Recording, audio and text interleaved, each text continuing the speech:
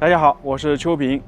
刚刚航拍的画面中可以看到，这附近呢满目苍蝇，很荒凉，就像一些战争遗留下的场面一样的，就是末日世界的感觉。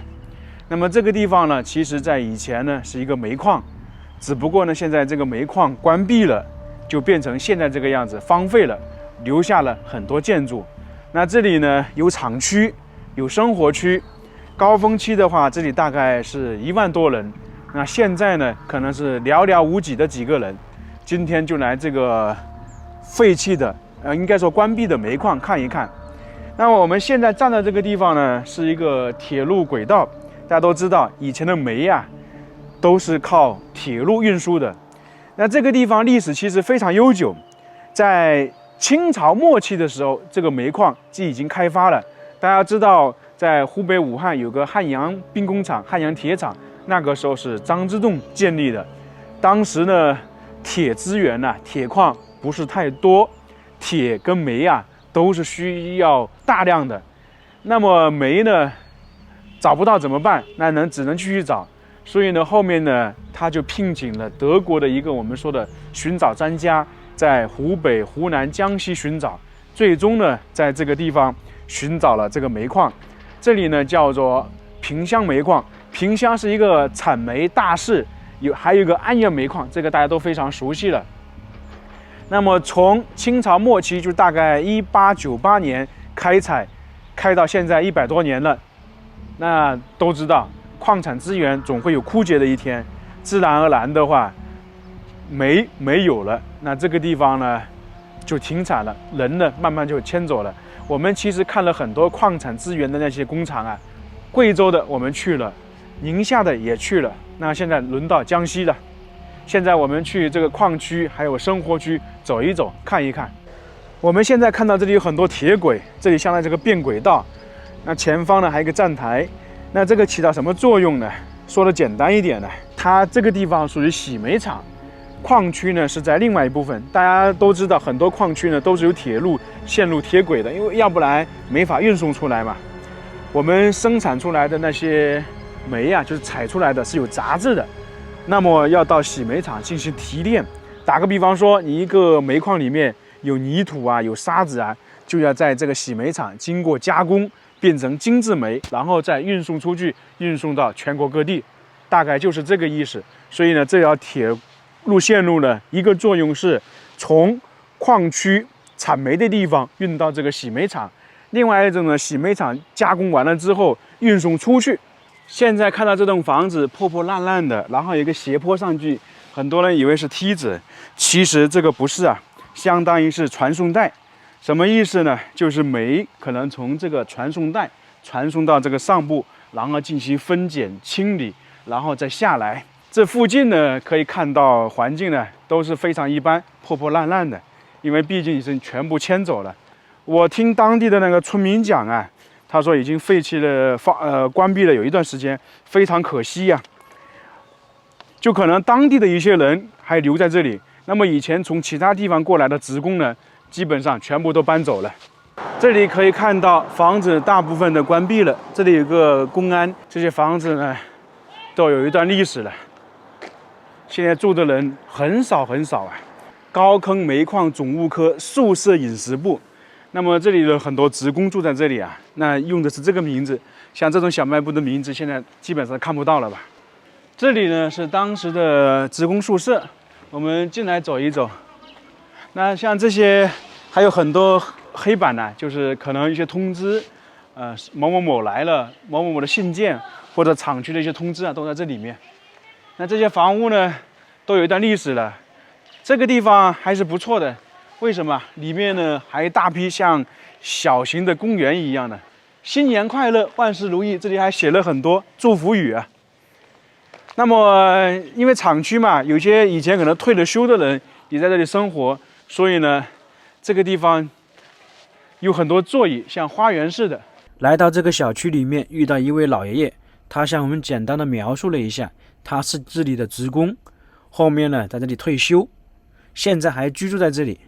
本来我想向他请教一下这个煤矿到底关闭了多久，但是由于他说的是家乡话，我听不太懂。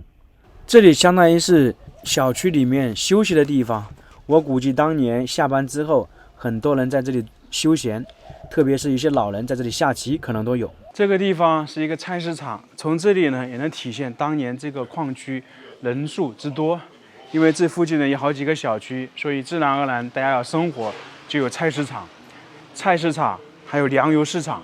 以前呢这个马路两边呢全是那些店铺，但是现在呢只剩下寥寥几家。你像现在这个菜市场是空空如也，已经很久没有使用过了，因为看痕迹也能看得出来。如果有人使用过的话，地下有垃圾，那证明呢也是荒废了很久。那现在你们这些房子是自己买的还是分的？房现在有人家就是职工，每个月要从工资里面扣。在这个小区这里遇到一位大爷，他当年是这里的职工，他向我们简单的介绍了一下，这个煤矿是2000年关闭的，到现在呢已经20多年了。像现在居住的这些房屋呢，他说都是以前分给他们的，每个月呢在工资里面扣除一点点。我一开始以为这个煤矿人口呢只有1万多人，他向我们介绍远远不止，高峰期的话大概是3万人，但是后面由于厂区关闭了，煤矿关闭了，慢慢的都迁走了，然后有些呢小孩条件比较好的就把父母接走了，现在留下来的基本上是像大爷这些中老年人，年轻的人很少在这里，有的话可能也都是出去打工了。所以有这样一种说法，几万人搬迁走了，这个地方都快有点像无人村的感觉，就是这些遗留下来的房屋见证了当年的豪华。对，看得出来，好多都没住人。对啊，可能还有好多房子也没住人，可能大部分都搬走了，好多地方都没住人。现在我们来这些小区看看，你看看，都荒废了。按照刚才那位叔说的，这里呢每一栋楼啊，规模是大概40-50户，但是实际居住的人呢，可能才几户，那有些可能还没有。像小区中间，有些还种了菜，那就证明住的人太少了。前面这栋楼是4层的，我上去看了一下，完全是没有人住的。那么它里面的布局呢，基本上是2室1厅1厨1卫，感觉也荒废了有几十年。因为这里当时有上万人在生活，所以呢各种设施都有，像电影院、医院、学校。然后在前方呢，我们还看到一个澡堂。南北方有一点差异啊，北方人洗澡我们说叫搓澡或者澡堂，南方人就在家里，所以有点不一样。现在进去看看里面到底是什么样子的。听说呢1楼是澡堂，2楼呢是换衣服，3楼是开会的，不知道真假，因为也是网上看到的。这个澡堂分为地面人员和地下人员，为什么？因为煤矿有要下井嘛，所以他这里专门写了下井职工澡堂，地面人员一律不准在此澡堂洗澡。所以呢，它都是分开的，因为相对来讲，下井的人出来嘛比较黑，可能呢是这个原因。在这个煤矿附近转了一转，确实让人感到非常可惜呀。像厂区遗留下来的这些建筑，我觉得如果打造成矿业公园还是非常不错的，因为在甘肃和湖北呢都有那种矿山公园，这里应该也可以这么操作。大家觉得如何？希望我下次来的时候有所改变。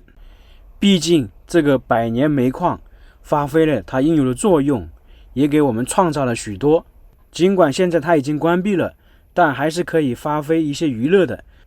像在萍乡另外一个非常有名的煤矿，现在呢也打造成景区了。那么这里作为百年煤矿，也可以好好的整理一下，打造一下，完善一下。